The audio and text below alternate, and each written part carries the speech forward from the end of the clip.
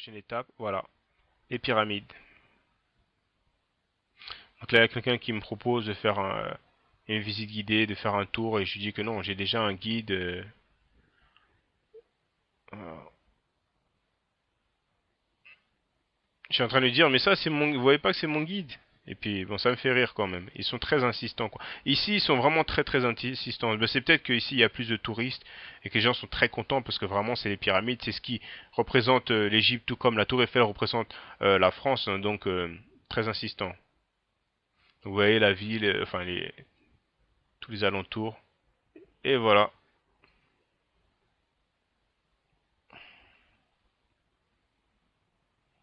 C'est vraiment impressionnant. Ça, c'est le sommet. Ça, j'ai vraiment attendu longtemps pour faire ce petit zoom, quoi.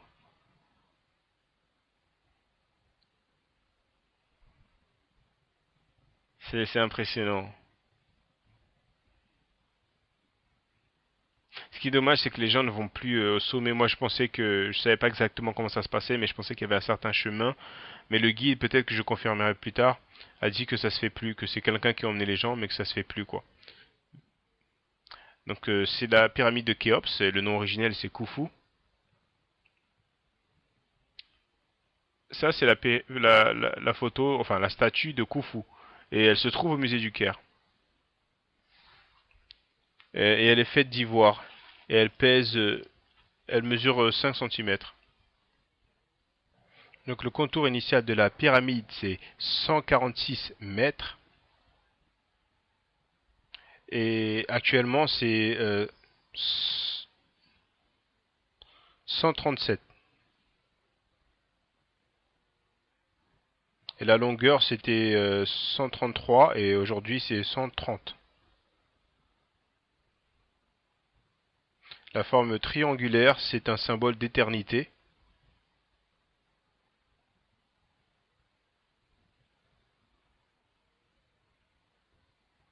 Donc il y a 4 points dans la pyramide, ce qui veut dire que le roi de l'Égypte est lié aux 4 coins de l'univers, de la planète plutôt.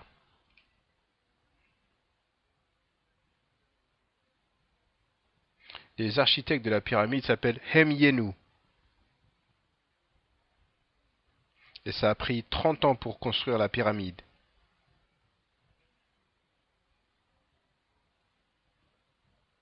Donc 10 ans pour apporter les pierres et 20 ans pour construire.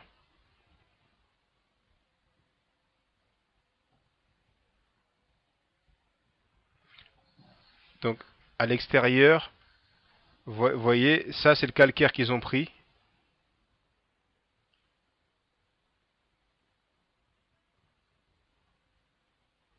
Donc à l'intérieur, c'est du granit rose.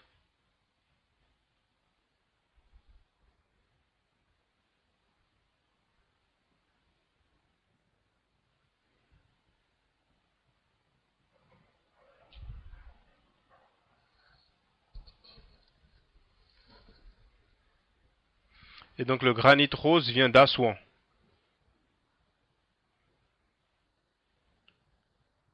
Et c'est à 950 km d'ici.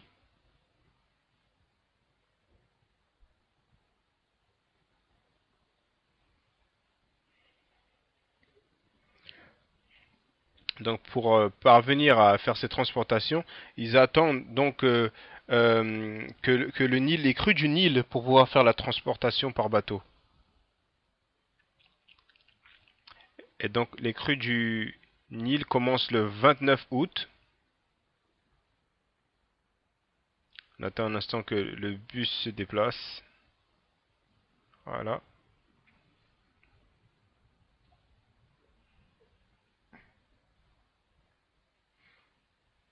Et donc il y avait 3 projets pour la construction de la pyramide.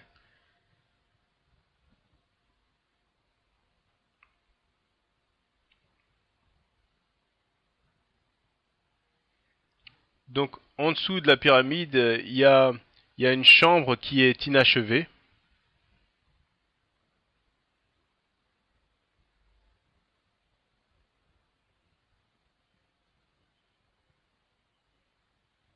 Dans l'axe de la pyramide, il y a une chambre, la chambre d'une reine.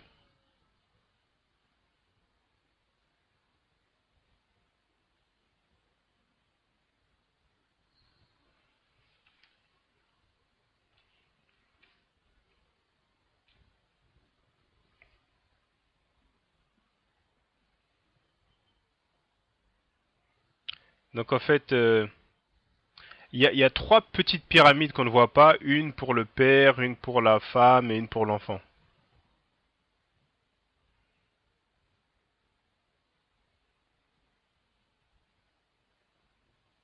Et la troisième chambre, c'est une chambre funéraire du roi Khufu, donc le nom grec c'est Khéops. Et il y a 5 chambres de décharge aussi.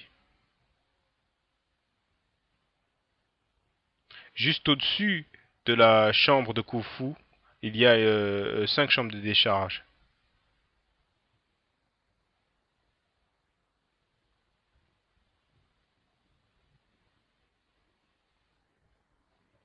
Et vous voyez, c'est une forme un peu triangulaire.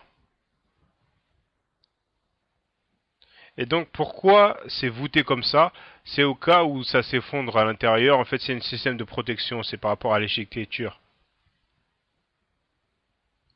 Et vous pouvez voir en fait ces explications et ces schémas dans les vidéos que je partage. J'ai un réseau social privé, mais bon, vous êtes censé connaître l'adresse. Mais en tout cas, il y a certains documentaires qui sont traduits en français et vous voyez ça. C'est en fait que si jamais ça s'écroule à partir du plafond, eh bien la pyramide ne sera pas endommagée. Vous voyez ce que je veux dire?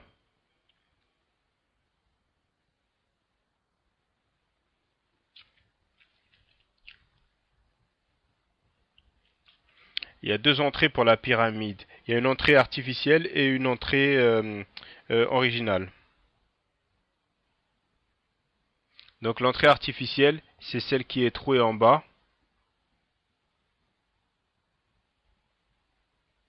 Et celle qui est voûtée et fermée, voilà, en haut, la plus grande, c'est l'entrée originale. Elle est fermée. On ne peut pas y pénétrer.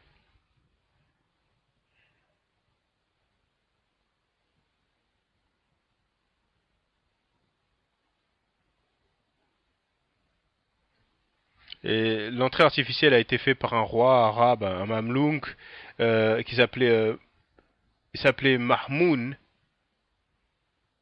Makhmoun. Il s'appelait Makhmoun.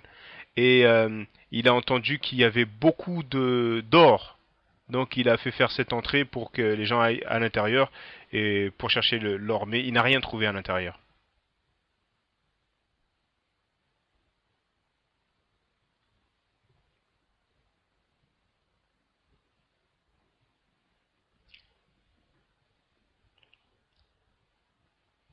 Et l'entrée originale, ils ont eu peur de l'ouvrir parce qu'ils ont pensé que ils étaient effrayés et pensaient que la pyramide allait s'effondrer. Donc ils l'ont laissé comme telle.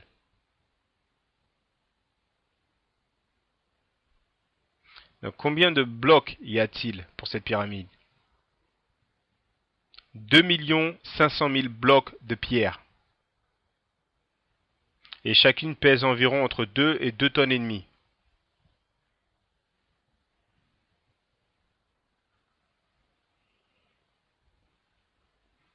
Et les pierres qui sont en bas, la base de la pyramide,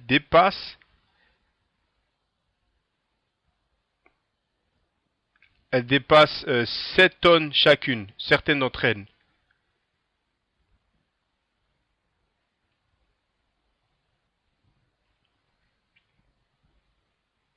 Maintenant, on va parler de la tombe royale.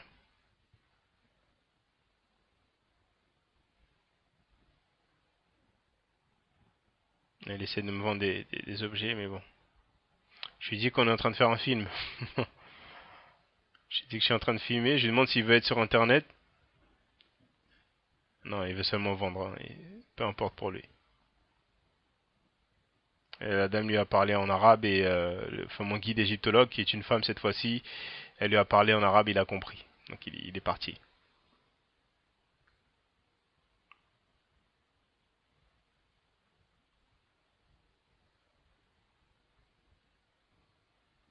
Donc ça a commencé par... attendez. Il y a beaucoup de vent, hein, c'est pour ça qu'on n'entend pas bien.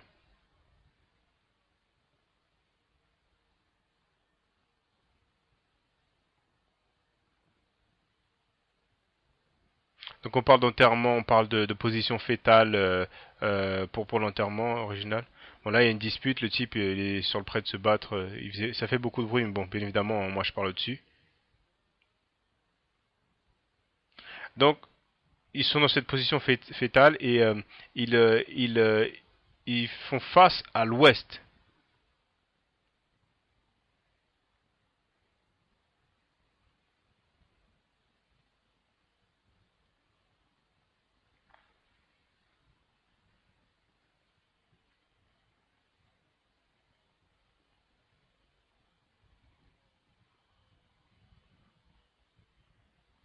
Parce que les Égyptiens anciens ont vu que Ra se lève à l'est.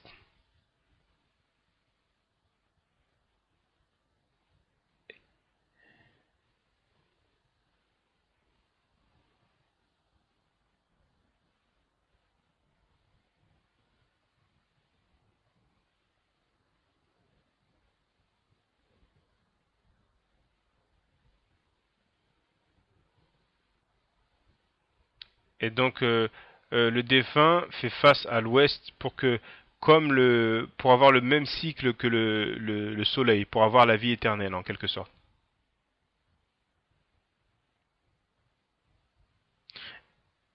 Mais il y avait des animaux féroces comme celui-ci, donc un chacal je suppose, mais en tout cas qui mangeaient les momies et il y avait aussi des voleurs dans les tombes, des voleurs de tombes.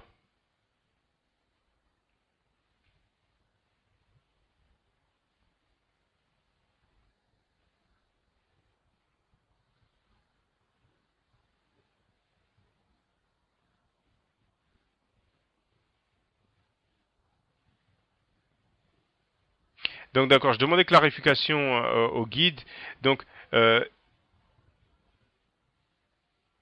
ah d'accord, d'accord.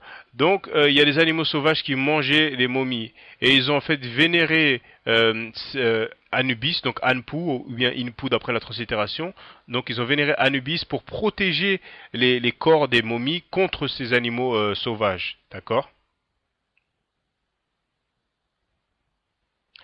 Et c'est un peu similaire. Je pense que Cheikh Anta Diop mentionnait cela, mais dans les champs, ils faisaient des sortes d'effigies d'animaux ou d'insectes pour effrayer les insectes en fait. D'accord. Mais c'est juste pour vous ayez une idée, d'accord? Donc le problème qui s'est posé, c'est une fois de plus que il y a des animaux sauvages qui mangeaient les momies et il y avait aussi des voleurs de tombes. Donc on va écouter la suite.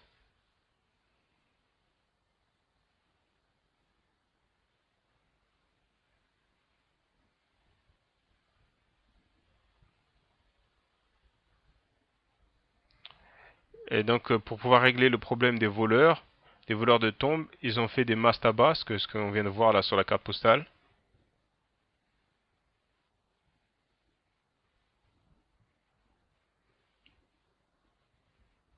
Donc là, il y a le roi Djoser, premier roi de la troisième dynastie. Enfin, je sais plus sur pour la dynastie, mais il voulait une mastaba spéciale. Donc, au début, Imhotep a fait ces mastabas superposés en fait. Et donc, c'est ce qui a donné la première pyramide à degrés à l'époque. Et donc, l'architecte, c'était Imhotep. D'accord.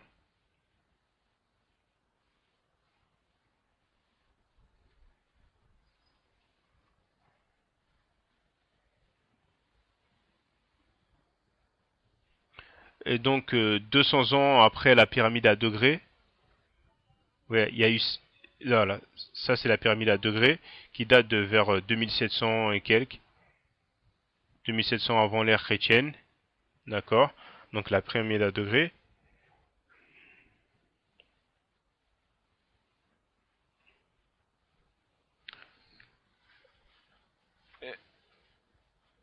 Donc voici, 200 ans après, il y a Sénéfrou qui a fait donc cette pyramide qui est un peu penchée, pyramide arrondie.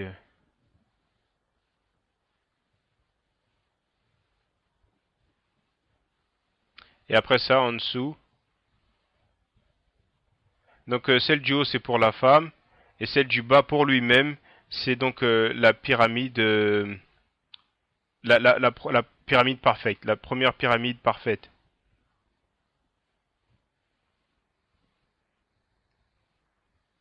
Donc ça c'est la pyramide du.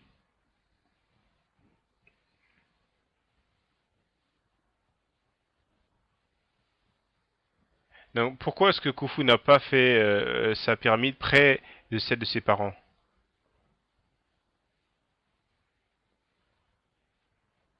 Parce qu'à l'époque, c'était pas permis pour un enfant de faire une pyramide plus grande que celle de ses parents au même endroit. C'était un manque de respect.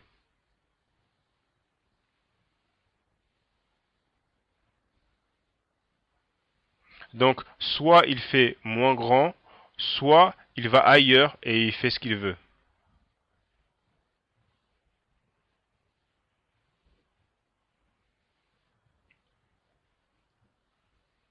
Et c'est pour ça qu'il s'est éloigné à environ 37 kilomètres plus loin que celle des pyramides de ses parents, ici même au plateau de Giza, et il a fait sa pyramide. Et le plateau de la pyramide de ses parents s'appelle Dashur. Vous voyez, Dashur, c'est écrit en haut. Voilà.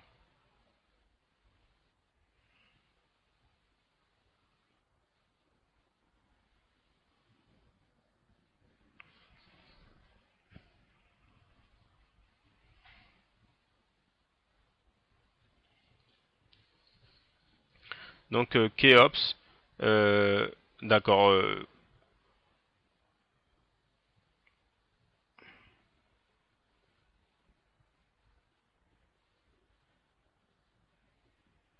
Donc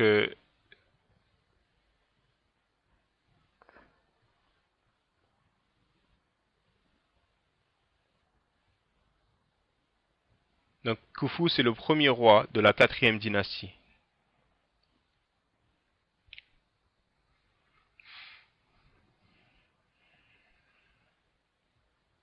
Donc, étant donné que j'ai eu toutes les explications, enfin beaucoup d'explications pour cette pyramide-là, donc maintenant j'ai un petit temps pour pouvoir me rapprocher. Donc, et là, bon, il y a quelqu'un qui est en train de m'importuner en fait, hein, de vouloir me vendre quelque chose. Et je suis en train de lui dire que je filme, mais bon, c'est comme ça, hein. Je le dis exprès parce que si vous avez la chance d'y aller, vous verrez, hein, ces gens sont très très très insistants.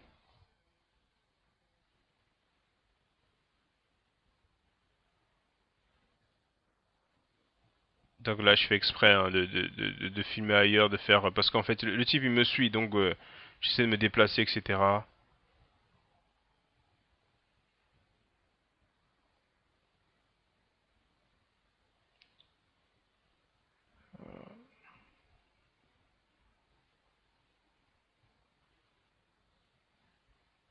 Ouais. Ce que j'ai fait en fait, c'est que j'ai parlé en français, parce que d'habitude je parle en anglais, et ça a un peu marché, il s'est un peu éloigné, mais bon.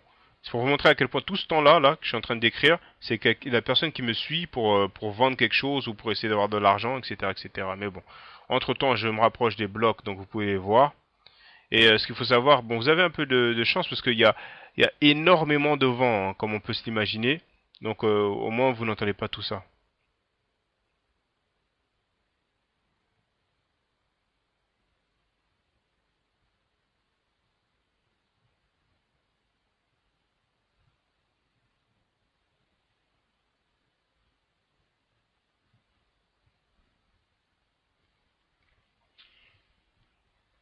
Et à nouveau, hein, les gens qui écrivent.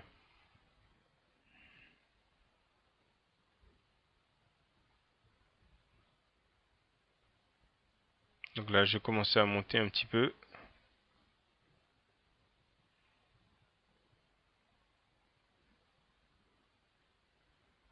En fait, ce qui s'est passé, c'est que pour entrer dans la pyramide, le paiement se fait à l'entrée. Vous savez, quand j'étais en bas, quand on venait d'arriver, il y avait un mur. C'est juste avant ça. Arrivé devant, j'avais changé d'avis. Je me suis dit, bah, finalement, je vais aller voir à l'intérieur. Mais ils m'ont dit non, non, non, il faut payer parce qu'en fait, ils vous donnent un billet. Et après, vous savez, ils déchirent le billet un peu comme dans certains cinémas. Et donc, c'est pas grave, c'était tant pis. Mais en tout cas, au début, je me suis dit non parce que il y a rien à l'intérieur. Il y a pas de, apparemment, il n'y a pas de médounétaire, donc des hiéroglyphes. Il n'y a pas de peinture, rien du tout, quoi. Donc, je me suis dit non, j'avais pas trop envie.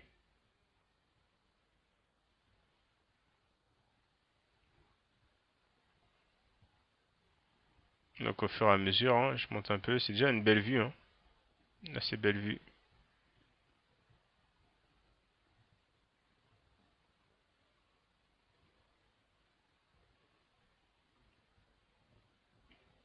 Donc là, c'est l'entrée principale. Donc souvenez-vous ce qui a été dit tout à l'heure, ils ont eu peur d'ouvrir l'entrée principale, par contre ils ont fait une entrée artificielle.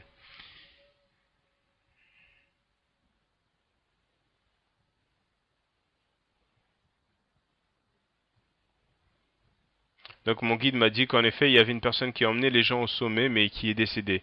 Et, non, il n'est pas décédé en tombant ou quelque chose comme ça, il est décédé de mort naturelle, on va dire.